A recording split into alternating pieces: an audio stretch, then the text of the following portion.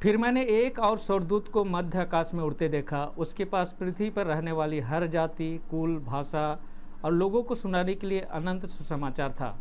उसने ऊंची आवाज़ से कहा, परमेश्वर से डरो और उसकी महिमा करो, क्योंकि उसके न्याय का समय आ पहुंचा है। उसी की उपासना करो जिसने स्वर्ग, पृथ्वी, समुद्र और जल के सोते बनाए। हेलो दोस्तों, मैं दीपक मिश्री और एक नए वीडियो में मैं आप लोगों का हार्दिक स्वागत करता हूं। दोस्तों, हम ऐसे समय में जी रहे हैं जब स्वर्ग में अदालत लगा हुआ है, और ऐसे समय में जब अदालत चल रही हो, ऐसी कोई भी गलतियां हम नहीं कर सकते हैं जो हमें सज़ा दिला सकती है। तो आज मैं इस वीडियो में परमेश्वर की ऐसी 6 चेतावनियों के बारे में बताने जा रहा हूं, जिसे हर मसीह भाई बहन को समझना है और उस पर ध्यान देने की ज़रूरत है। तो पहला चेतावनी है परमेश्वर की बातों को इग्नोर करने के संबंध में, और इसके बारे में हम लोग को मिलता है इब्रानियों की पुस्तक 2 अध्याय का 1 से 4 पद में। जैसा कह लिखा है, इस कारण हमें चाहिए कि जो कुछ हमने सुना है उस पर और अधिक गहराई से ध्यान दे, ऐसा ना हो कि हम उससे भटक जाएं। क्योंकि यदि वचन जो स्वर्गदूतों द्वारा कहा गया अटल सिद्ध हुआ और प्रत्येक अपराध और आज्ञा न मानने का ठीक ठीक फल मिला, तो हम ऐसे महान उद्धार की उपेक्षा करके कैसे बच सकते हैं। इसका वर्णन सर्वप्रथम प्रभु द्वारा किया गया और इसकी पुष्टि सुनने वालों ने हमारे लिए की। परमेश्वर ने भी चिन्हों, चमत्कारों और विभिन्न प्रकार के आश्चर्य कर्मों तथा अपनी इच्छा के अनुसार पवित्र आत्मा के वरदानों के द्वारा इसकी साक्षी दी। दोस्तों, परमेश्वर की आज्ञा और उसके निर्देश को इग्नोर करना हर एक मसीह भाई बहन के लिए बहुत ही खतरनाक सिद्ध हो सकता है। इसका सबसे बड़ा उदाहरण इजराइल का राजा साउल के जीवन से हमें मिलता है। साउल को परमेश्वर ने इजराइलियों के ऊपर राजा होने के लिए चुना था, लेकिन साउल ने परमेश्वर की बातों को इग्नोर किया और उसका रिजल्ट क्या हुआ? उसका साम्राज्य उससे ले लिया गया और दूसरे को दे दिया गया। जैसे कि पहला शमूएल के पुस्तक 13 अध्याय का 13 पद में शमूएल उसे इस तरह से चेतावनी देते हुए कहता है, शमूएल ने साउल से कहा, तूने मूर्खता का काम किया है। तेरे परमेश्वर यहोवा ने तुझे जो आज्ञा दी थी उसका पालन तूने नहीं किया। अब तक तो यहोवा ने इजराइल पर तेरा राज सर्वदा के लिए स्थापित कर दिया होता, पर अब तेरा राज्य बना नहीं रहेगा। यहोवा ने अपने लिए अपने मन के अनुसार एक व्यक्ति को खोज लिया है तथा उसको अपनी प्रजा पर राज करने के लिए नियुक्त भी कर दिया है, क्योंकि तूने उस आज्ञा का पालन नहीं किया जो उसने तुझे दी थी। तो परमेश्वर की आज्ञा को इग्नोर करना साधारण बात नहीं है दोस्तों, लेकिन अभी अधिकतर मसीह भाई बहन परमेश्वर की आज्ञा के वैल्यू को नहीं समझते हैं और जानबूझकर इग्नोर करते हैं। और दूसरी चेतावनी है अविश्वास के संबंध में, और जिसके बारे में हमें मिलता है इब्रानियों की पुस्तक 3 अध्याय का 7 से 19 और 4 का 11 से 13 पद में। जैसे कि यहाँ पर लिखा हुआ है, अतः जैसा पवित्र आत्मा कहता है, यदि आज तुम उसकी आवाज़ सुनो तो अपने हृदयों को ऐसे कठोर ना करो जैसे जंगल में परीक्षा के दिन उन्होंने मुझे क्रोध दिलाकर किया था। वहाँ तुम्हारे पूर्वजों ने जांच कर मुझे परखा और 40 वर्ष तक मेरे कार्य देखे।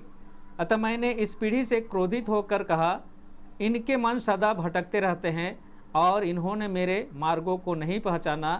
तब मैंने अपने क्रोध शपथ खाई, वे मेरे विश्राम में प्रवेश न करने पाएंगे। हे भाइयों, सावधान रहो, कहीं ऐसा ना हो कि तुम में से किसी का मन दुष्ट और अविश्वासी हो जाए और तुम जीवित परमेश्वर से दूर हो जाओ। जब तक आज का दिन कहलाता है, तुम दिन प्रतिदिन एक दूसरे को प्रोत्साहित करो।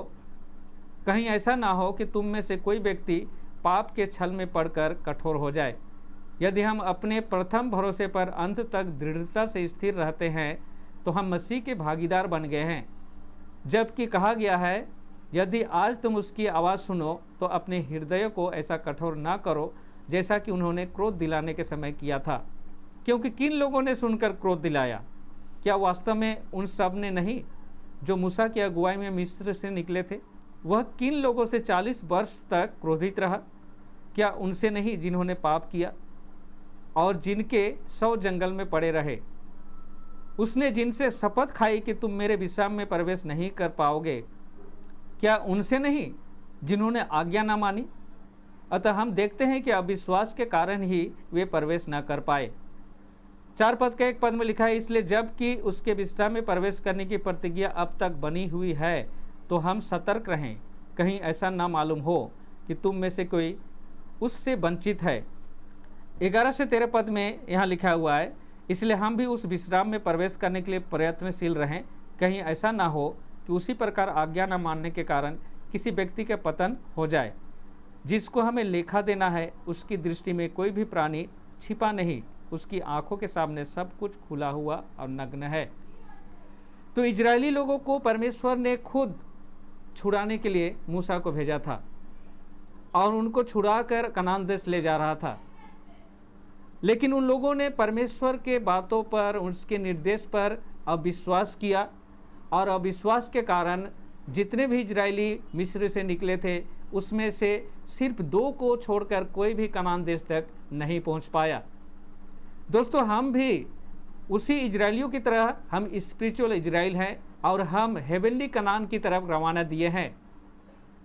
लेकिन आज भी बहुत सारे मसीह भाई बहन उन इजरायलियों की तरह ही सोच रखते हैं और वे अब भी परमेश्वर के निर्देश और उसकी वचन को अविश्वास करते हुए अपना जीवन यापन कर रहे हैं।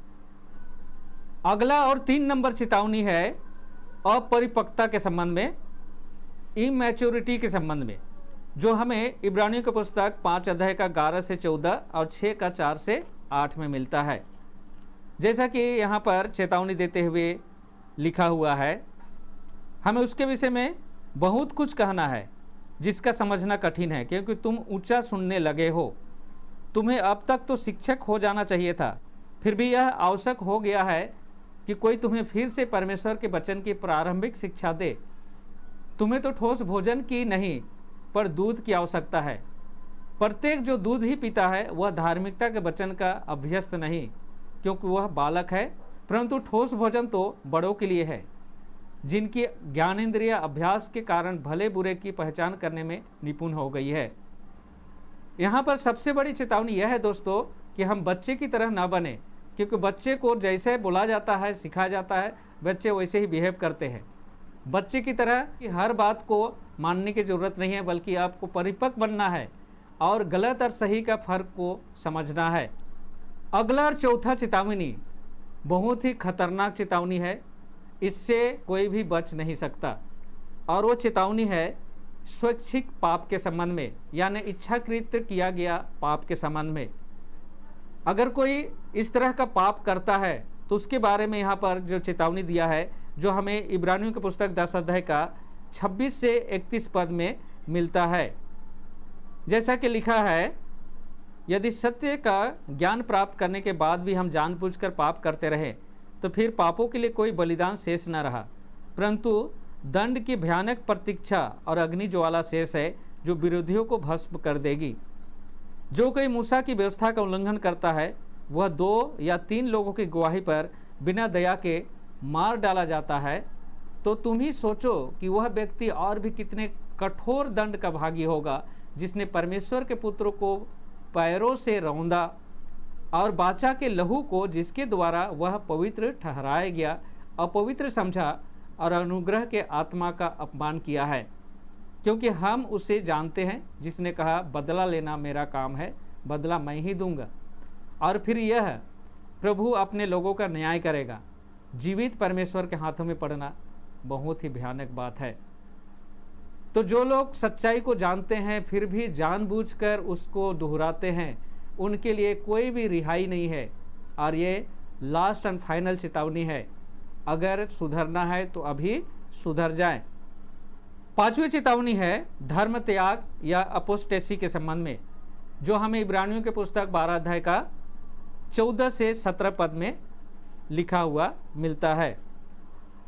सब मनुष्यों के साथ मेल मिलाप रखो और उस पवित्रता के खोजी बनो जिसके बिना प्रभु को कोई भी नहीं देख पाएगा।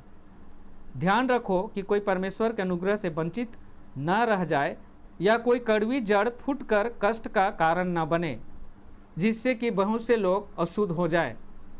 तुम में से कोई भी व्यक्ति दुराचारी या एसाव के सदृश ना हो, जिसने एक बार के भोजन के लिए अपने पहले उठेपन का अधिकार बेच डाला। तुम जानते हो कि इसके बाद जब उसने आशीष प्राप्त करनी चाहिए तो अयोग्य गिना गया और आंसू बहा बहा कर ढूंढने पर भी उसे पश्चाताप करने का अवसर ना मिला। इस वीडियो का छठा और अंतिम चेतावनी है अस्वीकार करने के संबंध में, जो हमें इब्रानियों की पुस्तक 12 अध्याय का 25 से 29 पद में मिलता है। सावधान रहो और उस बोलने वाले का इनकार न करो, क्योंकि जब वे लोग पृथ्वी पर चेतावनी देने वाले की अनसुनी करके न बच सके तो स्वर्ग से चेतावनी देने वाले की अनसुनी करके हम बिल्कुल न बच सकेंगे। उस समय उसकी वाणी ने पृथ्वी को हिला दिया, परंतु अब उसने यह कहकर प्रतिज्ञा की है, एक बार फिर से मैं न केवल पृथ्वी को वरन आकाश को भी हिला दूंगा। और यह कथन एक बार फिर उन वस्तुओं के हटाए जाने की ओर संकेत करता है जो सृजी होने के कारण हिलाई जा सकती है, जिससे कि जो वस्तुएं हिलाई नहीं जा सकती वे बनी रहे। अतः जब हमें ऐसा राज्य मिलने पर है जो अटल है, तो आओ हम कृतज्ञ होकर आदर और भय सहित परमेश्वर की ऐसी उपासना करें जो उसे ग्रहण योग्य हो, क्योंकि हमारा परमेश्वर भस्म करने वाली आग है। तो हम अंतिम समय में जी रहे हैं दोस्तों, और परमेश्वर का अदालत लग चुका है और हर एक पृथ्वी के निवासी को चेतावनी दिया जा रहा है कि वह सच्चे परमेश्वर की तरफ फिरे और परमेश्वर की सच्ची आराधना करे।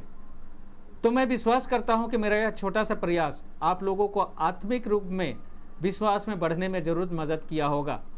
तो आज के वीडियो मैं यहीं पर समाप्त करता हूं। मिलता हूं अगले वीडियो में। तब तक परमेश्वर के आशीषों का आनंद उठाइए। परमेश्वर आप लोगों के साथ हो। धन्यवाद।